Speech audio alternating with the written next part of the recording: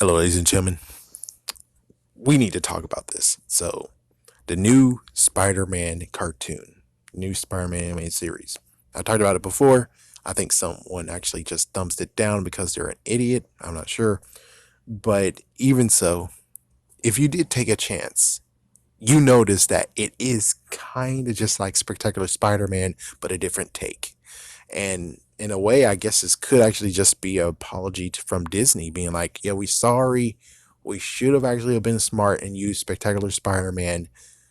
Our bad. But even so, it actually is a very good show.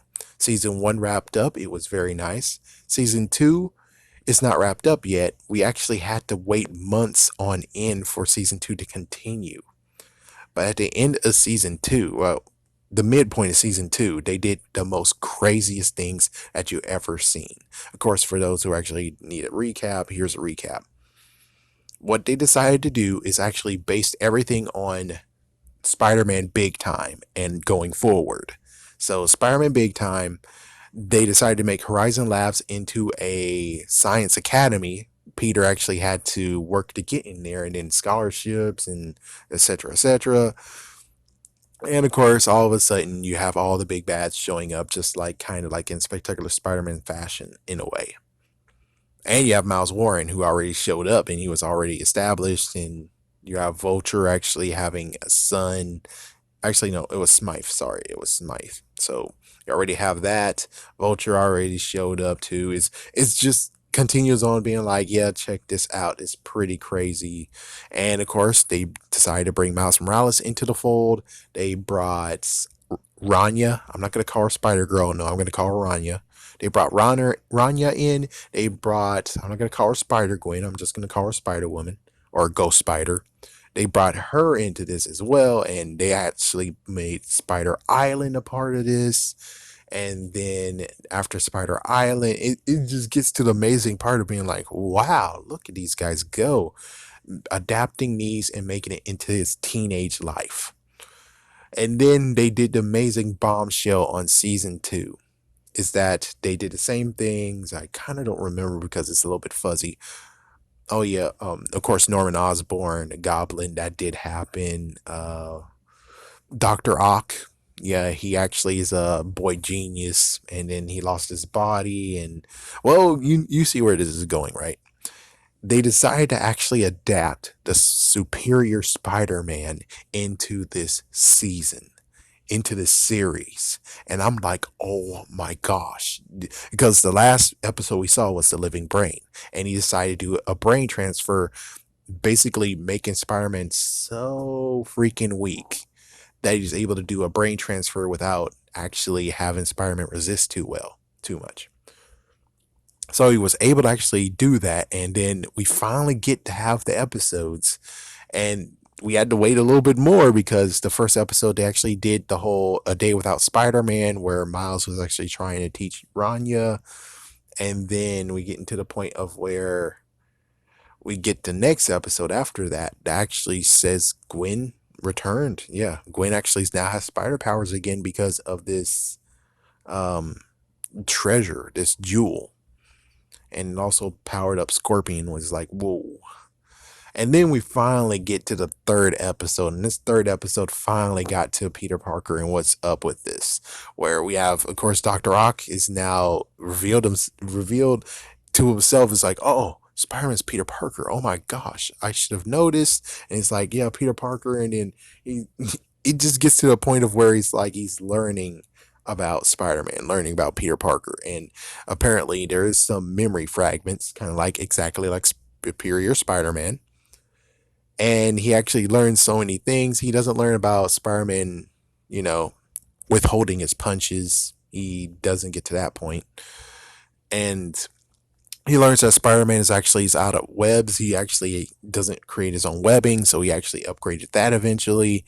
He upgraded his suit eventually, and of course, he actually tried to do his Doctor Ock things, but of course, he actually now cares. It's kind of like the Grinch Who Stole Christmas scene, where it's like, where he's like, I don't like Christmas. I hate Christmas. I'm gonna throw it over here, and then he realizes that Christmas is more than just toys and stuff, and he's like, "Oh, now I care." And the freaking it's going downhill. It's about to get destroyed, and same exact thing of where it's like, oh my gosh, the bombs is in Times Square where I'm trying to go against AIM, and there's so many civilians out there. And of course, well, sadly, Spider-Man does have a little bit of a bad name considering he did break out Silver Sable from jail and Hammerhead from jail. But of course, at the end of the episode, we actually got to see him don the Superior Spider-Man suit and take out Hammerhead. Yeah, that was, I mean, just wow. I mean, that was just amazingly wow. Just wow. It's like when we got when we got Spectacular Spider-Man season 2, that was a wow too. There was so many moments of where it was wow, especially even in the first season where you had the symbiote. And I wish I could have actually back in the day did a video about how amazing it was that as soon as you find out at the end of the episode, that was like, oh my gosh, that was a Peter Parker who was fighting them. It was actually the symbiote fighting the Sinister Six. Wow, it was on autopilot, and I had to watch it like at least 3 times. Actually, no, 5 to 7 times to actually understand that when the alarm clock went off, Peter wasn't awake, and his hand went down, and the symbiote's like, well, I think I'm gonna do this for you. It's like, yeah, it's okay. Rest your freaking weary head. I got this. And my goodness, that was crazy.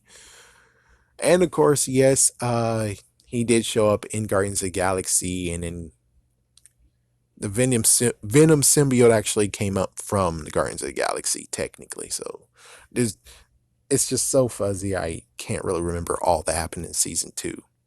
Well, the first half of season 2, but I can tell you now it is a must watch. This one actually is a good one to watch. Just like how Spectacular Spider-Man was a good one to watch, this one is a good one too.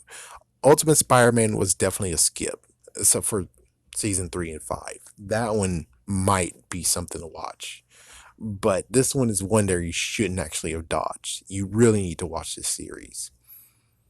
I can't wait to see what happens next.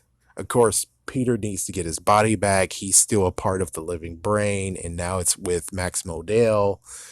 And you just wonder, are they going to go to the route of where he's going to clone himself a Peter Parker body, and he's now able to actually don his Superior Spider-Man, so now it's 5 spiders instead of 4. We don't know for sure, but of course, when it came to the comic, I was hoping that they decided to actually do something, which they did. Of course, they did. They allowed Superior Spider-Man to return, but not the way I thought of. I just figured they would just do an alternate world where he still is in charge, and it's kind of like Peter actually is in his mind still, and he's still able to actually do autopilot if he really needs to. I would have liked that to actually just have a alternate world, but instead they decided to actually just say, here's Superior Spider-Man. He's now in Texas. No, I think that was actually Kane. He's in Texas. I think he's in San Francisco. So I don't know where that comic's going, but I really hope that it's still going good, because if it gets canceled, that's just sad. I'm moving out. Definitely watch the show. Peace.